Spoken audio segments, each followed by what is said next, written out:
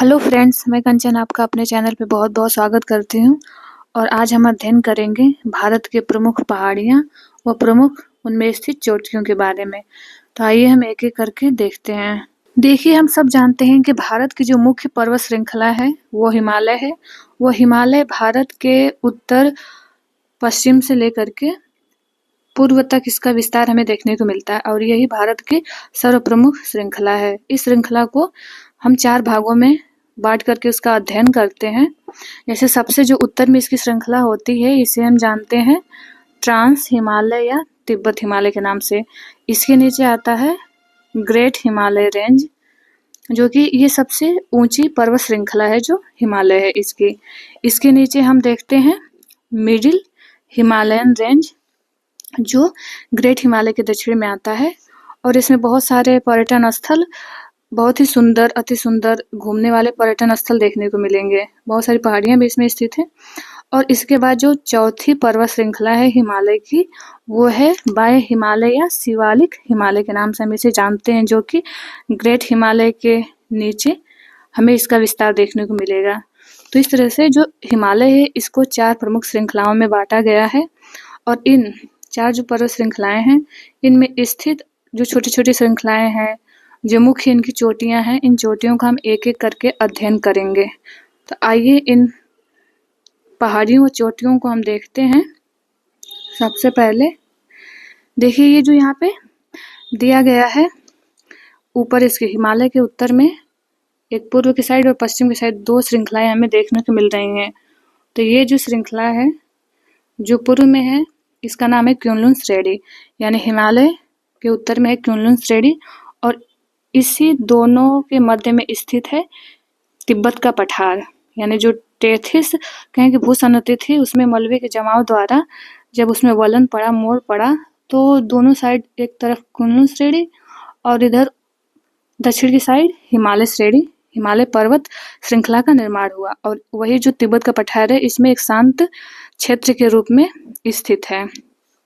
जो इसके इधर पश्चिम साइड है, ये है हिंदू कुश पर्वत श्रृंखला, जो कि मध्य एशिया की सबसे लंबी पर्वत श्रृंखला मानी जाती है। तो ये भी मुख्य पर्वत श्रृंखला है। अब हम देखते हैं जो मुख्य 4 छोटी-छोटी पर्वत श्रृंखलाएं हैं, जो कि ये अधिकांशतः इसमें से ट्रांस हिमालय के ही ये भाग हैं। जैसे पहला हो गया काराकोरम, तो जो काराकोरम श्रेणी है, ये भी ट्रांस हिमालय का भाग है। तो देखिए, जो काराकोरम श्रेणी है, इसे मध्य एशिया की रीढ़ कहा जाता है और ये जो है पाक अधिकृत कश्मीर के अंतर्गत ये श्रृंखला आती है और कहें कि ये पाक अधिकृत कश्मीर में ये श्रृंखला पड़ता है। इसके दक्षिण में हम देखेंगे, इसके नीचे एक पर्वत श्रृंखला है, इसका नाम है लद्दाख। तो काराकोरम पहले हो गया, काराकोरम के नीचे हमें लद्दाख देखने को मिलता है और फिर एक और तीसरी पर्वत श्रृंखला, ये है जास्कर। तो ये काराकोरम, लद्दाख, जास्कर और इसमें एक और कैलाश श्रेणी है, जो कैलाश पर्वत श्रेणी है, ये भी ट्रांस हिमालय या ट्रांस हिमालय के क्षेत्र के ही ये भाग हैं। इसमें जो लद्दाख है, लद्दाख में एक पर्वत चोटी है, उसका नाम है राकापोसी। जो राकापोसी चोटी है, सर्वाधिक मतलब पूरे विश्व की सर्वाधिक तीव्र ढाल वाली चोटी है। तो ये लद्दाख श्रृंखला में देखने को मिलेगी, लद्दाख श्रेणी में ही स्थित है। और केटू का नाम तो हम लोग सब सुने ही हैं, केटू यानी गाडविन ऑस्टिन, जो कि भारत की जो है सबसे ऊंची चोटी है और तो ये पड़ता है जो काराकोरम रेंज है, इसी रेंज में हमें केटू या गाडविन ऑस्टिन चोटी देखने को मिलता है, स्थित है। इसे गौरी नंदा पर्वत के नाम से भी जानते हैं केटू को। आगे इसके नीचे हम श्रृंखला देखते हैं, जो ये श्रृंखला देख पा रहे हैं हम, ये है पीर पंजाल। तो पीर पंजाल जो है, ये मध्य हिमालय का भाग है, मध्य हिमालय के अंतर्गत ये आता है। इसके बाद इसमें जो हम उत्तराखंड में एक चोटी देखते हैं, मुख्य चोटी, इसका नाम है नंदा देवी, जो कि हिमालय व भारत राज्य में पड़ता है, क्योंकि उत्तराखंड में तो उत्तराखंड भारत का राज्य है, तो ये भारत की चोटी हो गई। और इसकी जो ऊंचाई है, ये है दिया है नंदा देवी की जो ऊंचाई ये है 7,800 मीटर। इसके बाद इसके और पूर्व में एक श्रृंखला पड़ती है और यहाँ पे एक चोटी स्थित है, इसका नाम है धौलागिरी। ये दूसरी चोटी दिख रही है, ये हो गया धौलागिरी। इसकी ऊंचाई है 8,172 मीटर और जो ये स्थित है, ये नेपाल में स्थित है। जो तीसरी चोटी है, इसका नाम है अन्नपूर्णा। अन्नपूर्णा, इसकी ऊंचाई है 8,078 मीटर, जो कि ये भी नेपाल में ही इसकी स्थिति पड़ती है। इसके आगे देखेंगे हम, जो ये पर्वत चोटी है जो 4 नंबर से इंडिकेट हो रहा है, ये है, इसका नाम है माउंट एवरेस्ट, जो कि पूरे विश्व की सबसे ऊंची चोटी है। इसकी ऊंचाई जो है 8,849 मीटर है। इसके बाद हम अगली चोटी देखते हैं, इसका नाम है मकालू पर चोटी। तो ये इसकी ऊंचाई जो है 8,481 मीटर है। और ये जो चोटी है इसका नाम है कंचनजंगा, जिसकी ऊंचाई 8,586 मीटर है। और कंचनजंगा जो है ये भारत व नेपाल की सीमा पे स्थित है। ये जो सिक्किम राज्य में पड़ता है, कंचनजंगा जो है सिक्किम राज्य और नेपाल के जो बाउंड्री है उस पे स्थित है। तो ये देखिए जो पर्वत श्रृंखलाएं हम देखें, काराकोरम, लद्दाख, जास्कर, पीर पंजाल, ये महत्वपूर्ण पर्वत श्रृंखलाएं हैं। इसका अरेंज करने के लिए बहुत सारे एग्जाम्स में पूछा जाता है कि इसको उत्तर से दक्षिण के क्रम में व्यवस्थित करिए या फिर दक्षिण से उत्तर के क्रम में व्यवस्थित करिए, कौन सी पर्वत श्रृंखला किस श्रेणी के अंतर्गत आता है। फिर जो मुख्य चोटियां हैं इनको अरेंज करने के लिए देता है, पूर्व से पश्चिम के क्रम में दे सकता है या फिर पश्चिम से पूर्व के क्रम में। इन श्रृंखलाओं से बहुत बार प्रश्न पूछे जाते हैं, इन महत्वपूर्ण पहाड़ी श्रृंखलाओं व महत्वपूर्ण चोटियों से।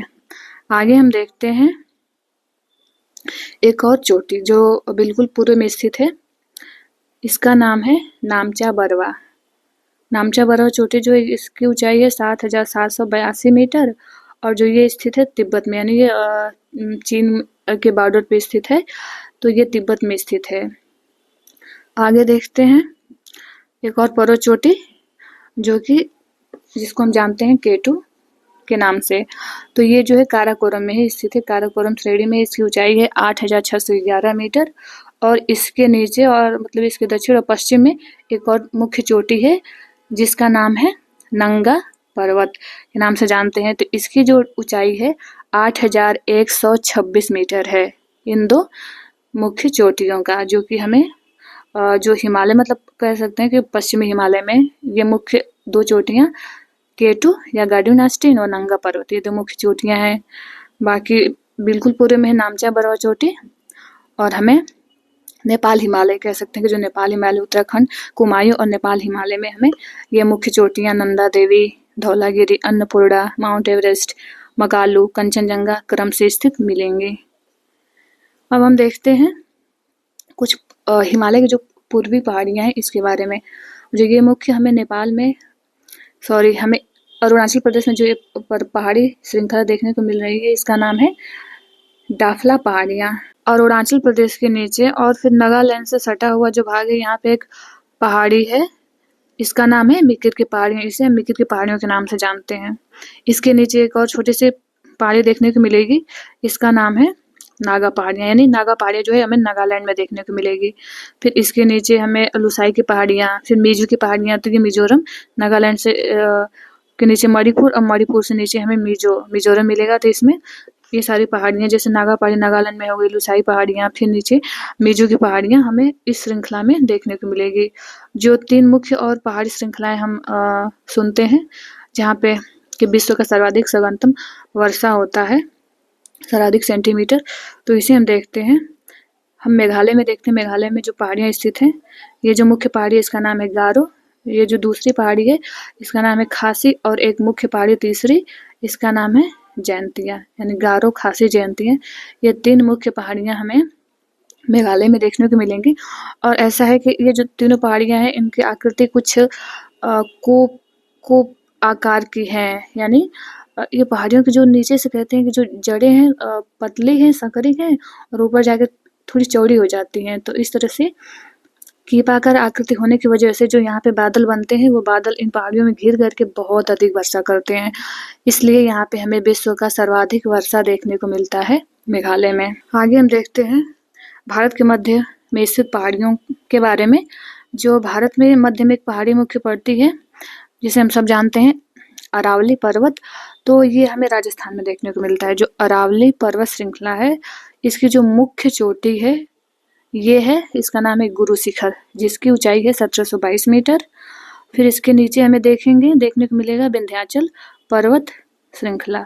तो विंध्याचल जो पहाड़ी है, तो ये जो विंध्याचल पहाड़ी है, इसका विस्तार हमें देखने को मिलेगा गुजरात राज्य में, मध्य प्रदेश राज्य में, उत्तर प्रदेश राज्य में व छत्तीसगढ़ का जो उत्तरी भाग है, इन 4 राज्यों में विंध्याचल पहाड़ी का विस्तार क्षेत्र देखने को मिलेगा। जो इसके नीचे एक और मुख्य पहाड़ी स्थित है, इसका नाम है सतपुड़ा श्रेणी। तो जो सतपुड़ा श्रेणी है, इसका विस्तार क्षेत्र महाराष्ट्र, मध्य प्रदेश व छत्तीसगढ़ में हमें देखने को मिलता है।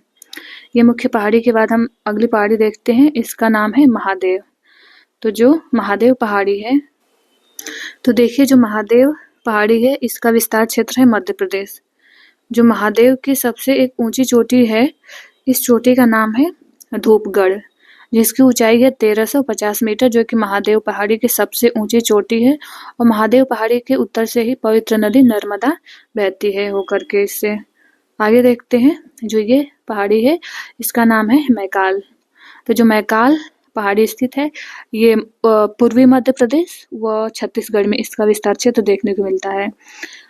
इसके हमें उत्तर में देखने को मिलेगा एक पहाड़ी कैमूर, इसका नाम है कैमूर, जो कि हमें, तो जो कैमूर पहाड़ी है, इसका विस्तार हमें मध्य प्रदेश के जबलपुर जिले से लेकर के बिहार के रोहतास जिले के सासाराम तक इसका हमें विस्तार देखने को मिलता है। देखिए आगे देखते हैं, ये जो नीचे एक पहाड़ी हम देख पा रहे हैं, इसका नाम है, इसे हम जानते हैं राजमहल पहाड़ी के नाम से। देखिए जो राजमहल पहाड़ी है, बहुत बड़ी पर्वतीय श्रृंखला है, पहाड़ी श्रृंखला नहीं है, छोटी सी पहाड़ी है, और ये हमें इसकी स्थिति झारखंड राज्य में संथाल परगना जिले में देखने को मिलता है। तो जो ये है, ये हमें अधिकांशतः ये सारे मध्य भारत की पहाड़ियां हैं, जो ये इस प्रकार इनका नाम है, और इनकी चोटियां जो हमें अरावली पर्वत की श्रृंखला का गुरु शिखर सबसे मुख्य है, और महादेव की धूपगढ़ चोटी सबसे प्रमुख है। अब हम देखते हैं आगे, एक एक करके देखेंगे हम दक्षिण भारत की पहाड़ियों के बारे में, उसमें जो मुख्य चोटियां स्थित है उसके बारे में। ये जो सतमाला श्रेणी है, जो ये स्थित है महाराष्ट्र में। इसके बाद इसके नीचे एक और पहाड़ी देखने को मिलेगी, हरिश्चंद्र पहाड़ियाँ। तो ये सतमाला श्रेणी और हरिश्चंद्र पहाड़ियाँ, इनकी स्थिति हमें महाराष्ट्र राज्य में देखने को मिल जाएगी। देखिए इसके बाद हम देखते हैं, ये जो देख पा रहे हैं, ये इधर पश्चिम के, जो भारत का पश्चिम तट है, दक्षिणी पश्चिमी तट, इसे पश्चिमी घाट के नाम से जानते हैं। पूर्वी भाग को हम पूर्वी घाट के नाम से जानते हैं। ये जो मुख्य चोटी है मध्य में देख पा रहे हैं, इसका नाम है नीलगिरी।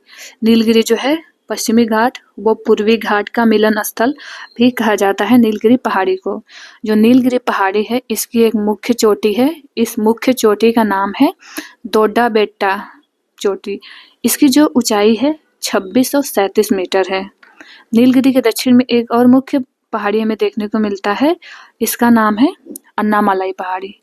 जो अन्नामलाई पहाड़ी है, इसकी भी एक मुख्य चोटी है। तो अन्नामलाई पहाड़ी पे जो मुख्य चोटी है, इसका नाम है अनाईमुडी, जिसकी ऊंचाई है 2695 मीटर। यानी कह सकते हैं कि जो दक्षिण भारत की सबसे ऊंची चोटी है, तो ये अन्नामलाई पहाड़ी पे स्थित अनाईमुडी चोटी है। इसके बाद इसके हमें कार्डमम या इलायची की पहाड़ियाँ देखने को मिल जाती है। इसे कार्डमम हिल या इलायची की पहाड़ी के नाम से भी जानते हैं। ये दक्षिण में स्थित है। यहाँ पे हमें देखने को मिलेगा जो कार्डमम हिल्स है, ये हमें इसका स्थिति यहाँ पे देखने को मिल जाएगा। इसे इलायची की पहाड़ी इसलिए कहते हैं कि जो कार्डमम हिल्स है, इस पे बहुत सारे मतलब इस इलायची की खेती बहुत अधिक की जाती है। इसके साथ साथ मसालों की बिक्री से यहाँ पे बहुत की जाती है। तो इलायची के अधिक उत्पादन के कारण कार्डमम हिल्स को हम इलायची की पहाड़ी के नाम से भी जानते हैं। आगे हो गया, देखिए सेवराई की पहाड़ियाँ। हमें सेवराई की जो पहाड़ियाँ हमें आंध्र प्रदेश में के तटों में देखने को मिल जाएगा। सेवराई पहाड़ी के नीचे एक और चोटी हमें देखने को मिलेगी पहाड़ी, इसका नाम है जवादी की पहाड़ी। यानी सेवराई की पहाड़ियाँ और जवादी की पहाड़ियाँ, ये दोनों पहाड़ियाँ हमें पूर्वी घाट में स्थित नजर आती हैं। इसके बाद हम देखते हैं नल्लामलाई पहाड़ी, जिसका विस्तार आंध्र प्रदेश में हमें देखने को मिल रहा है। नल्लामलाई की पहाड़ी, ये जो बिल्कुल दक्षिण में स्थित है पहाड़ी। देखिए जो ये चोटी हम देख पा रहे हैं, ये पहाड़ी जो देख पा रहे हैं, ये जो पहाड़ी है, ये तो हो गई कार्डमम या इलायची की पहाड़ी दक्षिण में, और ये जो है इसे हम पलानी की पहाड़ी के नाम से जानते हैं। तो ये पलानी की पहाड़ी, कार्डमम हिल्स, इलायची की पहाड़ी व अन्नामलाई पहाड़ी, इन तीनों पहाड़ियों के बीच में एक बहुत वन देखने को मिलता है, शीतोष्णकटिबंधीय वन के नाम से इसे जानते हैं। इसका नाम है सोलास, यानी इन तीनों पहाड़ियों के मध्य में हमें सोलास नामक शीतोष्णकटिबंधीय वन पाया जाता है, जो कि इसी हमें मुख्यतः ये दक्षिण भारत में ही देखने को मिलता है। मिलते हैं नेक्स्ट वीडियो में। आपसे हम्बल रिक्वेस्ट है कि इस चैनल को सब्सक्राइब कर लें, वो अपने दोस्तों को भी शेयर करें। ये वीडियो देखने के लिए आप लोगों का बहुत बहुत धन्यवाद।